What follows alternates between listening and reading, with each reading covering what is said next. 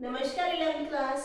बेटा हम लोग आज नया चैप्टर स्टार्ट करेंगे, चैप्टर नंबर 8, जिसका नाम है वैश्विक समाज में जीवन यापन और कार्य, living and working in a global society.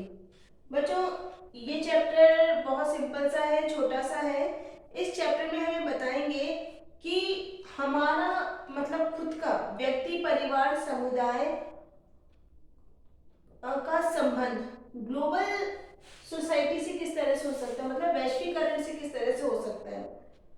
बच्चों, हम अगर किसी दूसरे व्यक्ति को समझना चाहते हैं तो उसके लिए सबसे पहले हमें अपने आप को समझना पड़ेगा।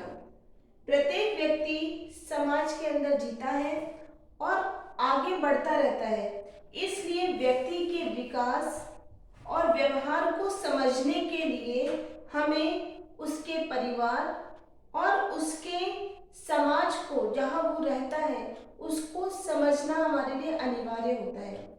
जैसे जैसे व्यक्ति बढ़ता है और विकसित होता है, डेवलपमेंट उसका होता जाता है, तो वो दूसरों के साथ नेटवर्क बनाता है अपना। ठीक है, मतलब वो अपना खुद का डेवलपमेंट करता है, नेटवर्क बनाता है। और व्यक्ति के लिए परिवार जो होता है उसका सबसे पहला जो परिवेश होता है जहाँ वो जीता है, मतलब उसको जहाँ वो सीखता है, वो सबसे पहले उसकी फैमिली होती है। बाल्यावस्था के दौरान व्यक्ति की गतिविधियां, मतलब जैसे जैसे बच्चा बढ़ता है वैसे वैसे उसका संबंध कई जगह बढ़ता जाता है। जैसे जैसे बच्चा जब छोटा होता है तो उसका संबंध सिर्फ उसकी फैमिली से होता है। फिर जैसे जैसे बच्चा और बड़ा होता है, आसपास में धीरे धीरे होने लगता है, फिर वो स्कूल जाता है, कॉलेज जाता है और धीरे धीरे उसका सर्किल बड़ा होता जाता है। तो ये है कि जैसे जैसे हम बड़े होते जाते हैं तो हमारा संबंध आसपास में बढ़ता जाता है। तो बच्चों, वैश्वीकरण मतलब ग्लोबल सोसाइटी का मीन्स ये होता है कि विश्व के लोगों के साथ, जो पूरे वर्ल्ड में जितने भी लोग हैं, उनका के बीच में परस्पर संबंध हो।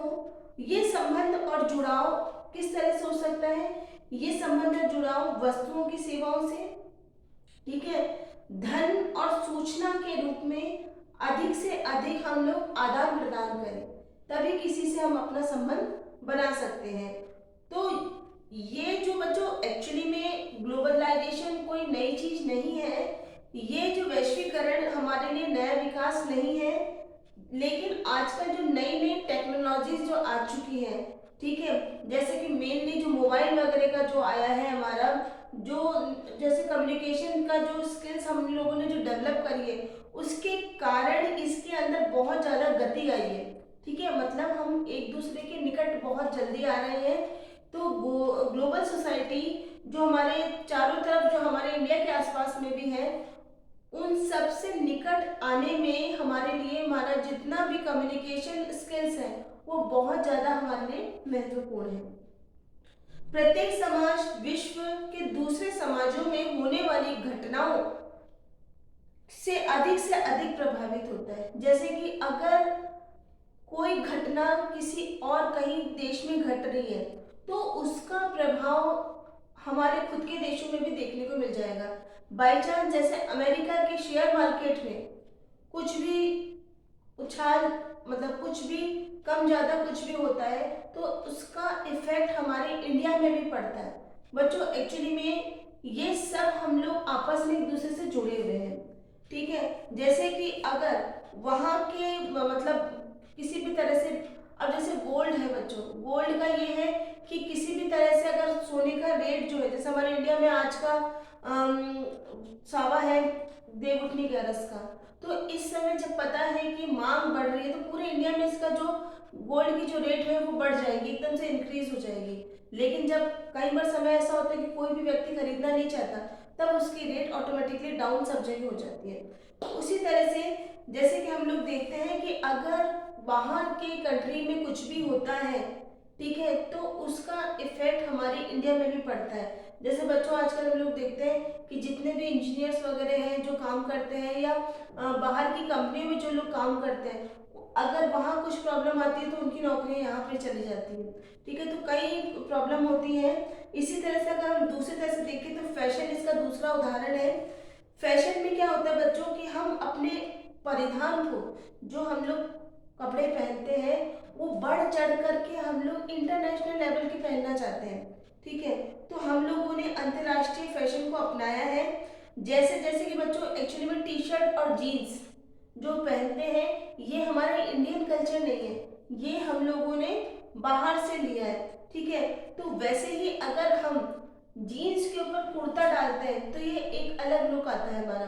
ठीक है, तो ये जो कॉम्बिनेशन जो हम लोग कर रहे हैं, जो जो मिक्सिंग कर रहे हैं, यही हमारा ग्लोबलाइजेशन होता है। बच्चों, हम एक बात यहाँ जरूर कहेंगे कि राह में आने वाला, मतलब हम लोग निष्क्रिय नहीं हैं, हमारे अंदर भी हम लोग मतलब किसी बात को लेकर रिएक्ट करते हैं, तो राह में आने वाले किसी पर भी कोई भी प्रभाव हमारे को यूं ही नहीं आत्मसात करता। मतलब कि हर कोई हमारे सामने आ रहा है और उसका इम्पैक्ट हम पे पड़ रही है, वो जरूरी नहीं है। प्रत्येक व्यक्ति एक सक्रिय प्राणी है जो जो अपने आसपास के वातावरण से प्रभावित होता है। बच्चों एक्चुअली में क्या होता है कि जैसे अपने घर का एग्जांपल लेते हैं हम लोग, आप अपने घर में रहते हो, आपके मम्मी पापा से आप बहुत ज़्यादा प्रभावित हो। ठीक है, उसी तरह से आप अपने आसपास में देखोगे या पूरी फैमिली में देखोगे या स्कूल में देखोगे, किसी न किसी से आप प्रभावित होते हो।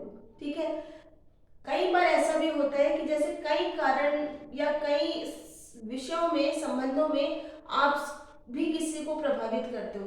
जैसे बच्चों आजकल हमसे ज्यादा नॉलेज मोबाइल का आपके पास होता है, तो ये छोटी छोटी जो बातें होती है, तो ये हमको एक दूसरे के पास लेकर आती है। ठीक है, तो किशोर या छोटे बच्चे अपने माता पिता को नए वाहन के ब्रांड या रंग के संबंध में या छुट्टी के दिनों में घूमने जाने के लिए स्थानों के बारे में बताते हैं। बच्चों एक्चुअली में आपको सोचो कि अगर अपने घर में अगर जैसे हमने मोबाइल खरीदने के लिए सोच रहे हैं, तो आप अपने पापा से ज़्यादा नॉलेज रखते हैं, आप बता देंगे कि कौन कौन सी ब्रांड के मोबाइल चल रहे हैं, उनमें क्या क्या टेक्निक्स नई है और उसमें किसी में क्या चीज़ ऐड किया गया है, किसका क्या हटाया गया है।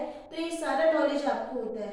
कहाँ पर घूमने जाना है, कहाँ खाना खाने जाना है, कहाँ कैसे जाना है, इन सब का नॉलेज भी आप लोगों को ज़्यादा होता है। तो इसमें आप अपने माता पिता आपसे प्रभावित होते हैं।